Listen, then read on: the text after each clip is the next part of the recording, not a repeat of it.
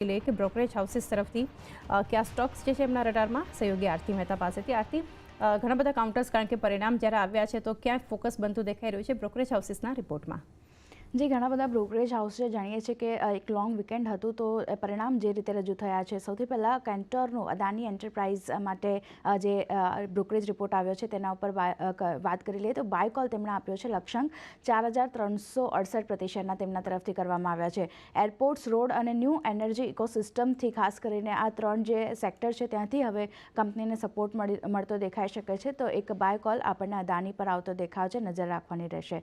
વાત કરી લઈએ આઈજીએલની તો આઈજીએલના પણ પરિણામ શુક્રવારે આપણે આવતા જોયા હતા. મોર્ગન સ્ટેનલીનો રિપોર્ટ ઇકોવેલ્ટ કોલ તેમણે આપ્યો છે અને લક્ષ્યાંક તેમણે 413 પ્રતિ શેરના આપ્યા છે. ડિમાન્ડ ગ્રોથમાં નરમાશ થોડી ઘણી તેઓ જોઈ રહ્યા છે, પણ નાણાકીય વર્ષ 2025માં ગ્લોબલ ગેસ ગ્લુડ્સથી ખાસ કરીને જે સપોર્ટ છે તે આપણને મળતો દેખાઈ શકે છે. તો તેને કારણે ઇકોવેલ્ટ કોલ આપણને આઈજીએલ પર આવતો દેખાવ છે.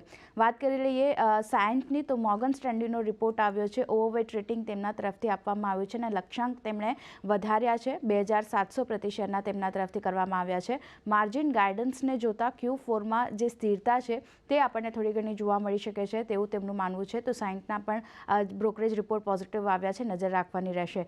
HSBC પર સાયન્ટ પર રિપોર્ટ જાહેર કર્યો છે. તેમણે પણ બાય કોલ તેમના તરફથી આપવામાં આવ્યો છે અને લક્ષ્યાંક તેમણે 2,545 પ્રતિ શેરના આપ્યા છે. કમ્યુનિકેશન વર્ટિકલ બોટમિંગ આઉટ થતાં ખાસ કરીને પોઝિટિવિટી જે છે તેઓ આગળ પણ જોઈ રહ્યા છે. તો સાયન્ટ પર પણ પોઝિટિવ રિપોર્ટ આવ્યો છે, નજર રાખવાની રહે છે. HSBCનો રિપોર્ટ છે.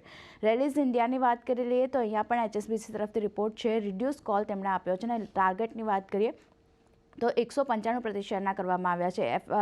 Q3 FY24ના પરિણામ જે છે તે અનુમાન કરતાં થોડા ઘણા નબળા રહેતા આપણને દેખાયા છે અને એક્સપોર્ટમાં નરમાશના કારણે સ્થાનિક બિઝનેસમાં થોડી ઘણી નરમાશ આપણને આવતી દેખાઈ રહી છે. તેને કારણે એક રિડ્યુસ કોલ આવતો દેખાયો છે.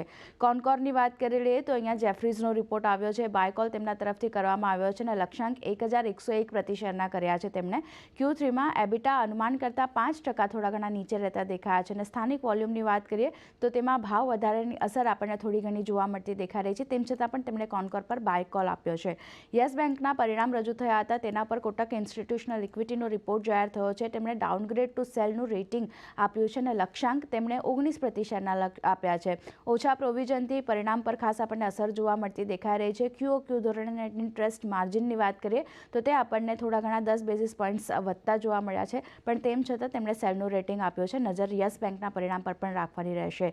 સિન્જીનના કાઉન્ટરની વાત કરીએ તો જેફરીઝનો રિપોર્ટ આવે છે. હોલ્ડ રેટિંગ તેમણે આપ્યું છે. લક્ષ્યાંક 690 પ્રતિ શેરના કર્યા છે. ખાસ કરીને Q3 અનુમાન કરતાં થોડું ઘણું નબળું રહ્યું છે. US બાયોટેક સેગમેન્ટમાં ફંડ જે છે તે પણ અહીંયાથી ઘટાડવામાં આવ્યું છે. તેને કારણે એક હોલ્ડ રેટિંગ આપણને સિન્જીન પર પણ આવતું દેખાવ છે. ACC જે પરિણામ આવ્યા હતા મોર્ગન સ્ટેનલીનો, ત્યારબાદ રિપોર્ટ આવ્યો છે. ઇક્વલ વેટ રેટિંગ આપ્યું છે. ટાર્ગેટ 2,400 પ્રતિ શેરના તેમના તરફથી કરવામાં આવ્યા છે. તેમનું માનવું છે મજબૂત વોલ્યુમ અને સારા કોસ્ટ કંટ્રોલના કારણે એબિટા આપણને વધતા જોવા મળ્યા છે. યર ઓન યર ધોરણે કુલ વોલ્યુમ ખાસ કરીને 8.9 મેટ્રિક ટનથી આપણને વધતું જોવા મળ્યું છે. તો ECC પર પણ પોઝિટિવ રિપોર્ટ છે. PVR આઇનોક્સ HSBCનો રિપોર્ટ અહીંયા જાહેર થતો દેખાય છે. બાય કોલ તેમના તરફથી આપવામાં આવ્યો છે. લક્ષ્યાંક 2,140 પ્રતિ શેરના કર્યા છે.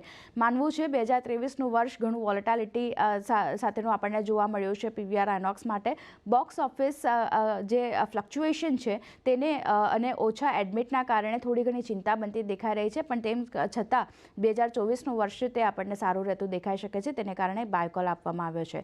SBI લાઈફ મોર્ગન સ્ટેનલીનો રિપોર્ટ આવ્યો છે. ઓવરવેટ રેટિંગ તેમના તરફથી કરવામાં આવ્યું છે. લક્ષ્યાંક 1,770 પ્રતિ શેરના કર્યા છે. યર ઓન યર ધોરણે કંપનીના જે VNB માર્જિન છે તે અન્ય કોમ્પિટિશન જે છે તેના કરતાં 11% આપણને વધતા જોવા મળ્યા છે. તો આ બધા સ્ટોક છે જેના પર ખાસ પરિણામ આવ્યા હતા. વીકેન્ડમાં આપણે જોયા હતા અને બ્રોકરેજ રિપોર્ટ આવ્યા છે. પોઝિટિવ રિપોર્ટ અમુક કંપનીઓ પર જાહેર થતા દેખાયા છે. બજાર પર ફોકસ રહેશે. જી આરતી.